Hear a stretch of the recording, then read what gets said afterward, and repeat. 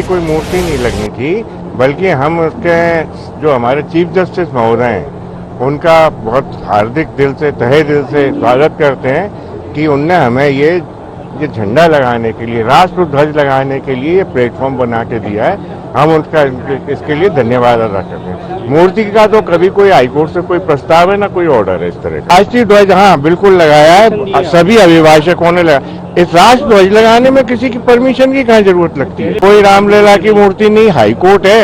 यहाँ पे न्यायालय में बड़ी तटस्थता अपनाई जाती है और तटस्थ रूप से यहाँ किसी भगवान की मूर्ति को रखना गलत बात होगी, जात बिरादरियों की बात होगी। इसलिए राष्ट्र ध्वज सबसे ऊपर है और हमने इसलिए राष्ट्र ध्वज का सम्मान देने के लिए लगाया गया है और यहाँ पर सारे विवाद खत्म हो चुके हैं। कोई मूर्ति नहीं लगनी, ये राष्ट्र ध्वज लग गया है। अब इसको ये पुलिस जो वाले जो है ना, ये इसकी सुरक्षा में है कि इस पे कोई गलत छेड़छाड़ न करे। अरे हम कह रहे हैं ना, मूर्ति कैसे ही किसी ने बनाई, हमें मूर्ति लगानी नहीं थी, ना कभी लगनी थी।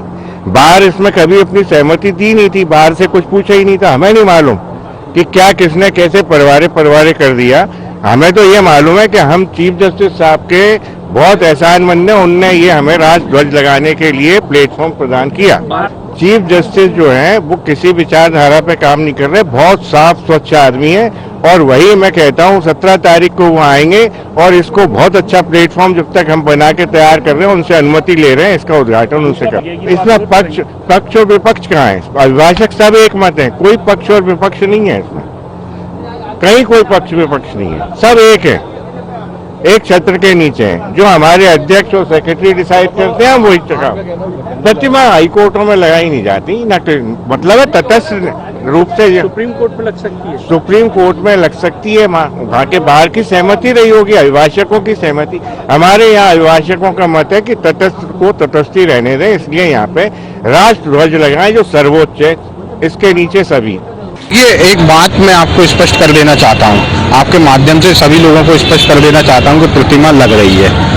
और पहली बात कि न्याय के मंदिर में अगर बाबा साहब की प्रतिमा नहीं लगेगी तो फिर किसकी प्रतिमा लगेगी, सवाल यहाँ उत्पन्न होता है। जिस व्यक्ति ने समता के लिए संघर्ष किया, न्याय के लिए संघर्ष किया, वो समता और न्याय की मूर्ति की प्रतिमा ना लगेगी तो फिर किसकी प्रतिमा लगेगी। दूसरी बात कि आखिर के विरोध करने वाले लोग हैं कौन और कितने लोग हैं? जो 15 से 20 लोग हैं, इससे ज़्यादा लोग नहीं हैं। बार के अध्यक्ष हैं, पूर्व अध्यक्ष हैं और कुछ लोग और हैं। इनके अलावा कोई और व्यक्ति नहीं है, कोई जिम्मेदार और व्यक्ति नहीं है, बाकी यही लोग हैं। पहले इन्होंने कहा कि प्रस्तावित मूर्ति के खिलाफ विरोध प्रदर्शन, फिर इन्होंने अपनी मीडिया बाइट में कहा कि अम्बेडकर की मूर्ति के खिलाफ विरोध प्रदर्शन, फिर इनसे कहते हैं कि प्रक्रिया के खिलाफ विरोध प्रदर्शन। जब इनसे पूछा गया कि प्रक्रिया क्या है तो इन्होंने कहा कि बिल्डिंग कमेटी की परमिशन नहीं है इसलिए विरोध प्रदर्शन। जब बिल्डिंग कमेटी ने परमिशन दे दी तो फिर कहते हैं बार को जो है विश्वास में नहीं लिया गया इसलिए विरोध प्रदर्शन।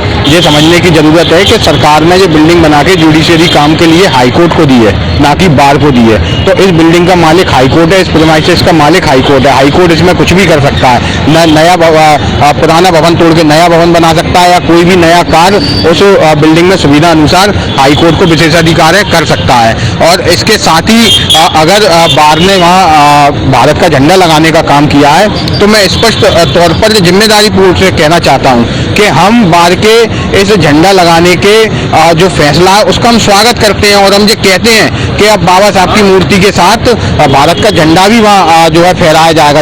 हालांकि पहले से ही हाईकोर्ट के सिरमौर पर जो है भारत का झंडा फहर रहा है, वहाँ पर लगा हुआ है भारत का झंडा, लेकिन ये दूसरा झंडा भी अगर इन्होंने लगाया है तो हम इसका स्वागत करते हैं। बाबा साहब की मूर्ति के साथ भारत का झंडा जो है फहराया जाएगा और हम इनको हम बोलते भी हैं। बार के जो अध्यक्ष हैं, वर्तमान अध्यक्ष, पूर्व अध्यक्ष हैं और जो कुछ लोग और चुनिंदा लोग जो विरोध कर रहे हैं उनको हम बोलते भी हैं और उनको हम निवेदन भी करते हैं कि आइए इस न्याय के काम में जो है एक दूसरे का साथ देते हैं और इस बाबा साहब की मूर्ति को न्याय की प्रतिमूर्ति को, बाबा साहब की मूर्ति को स्थापित करवाने का साथ में काम करते हैं। और भारत का झंडा भी इसमें जो है आपने लगाने का काम किया है तो बाबा साहब के मूर्ति के साथ वो भी लगा रहेगा, इसमें क्या दिक्कत है?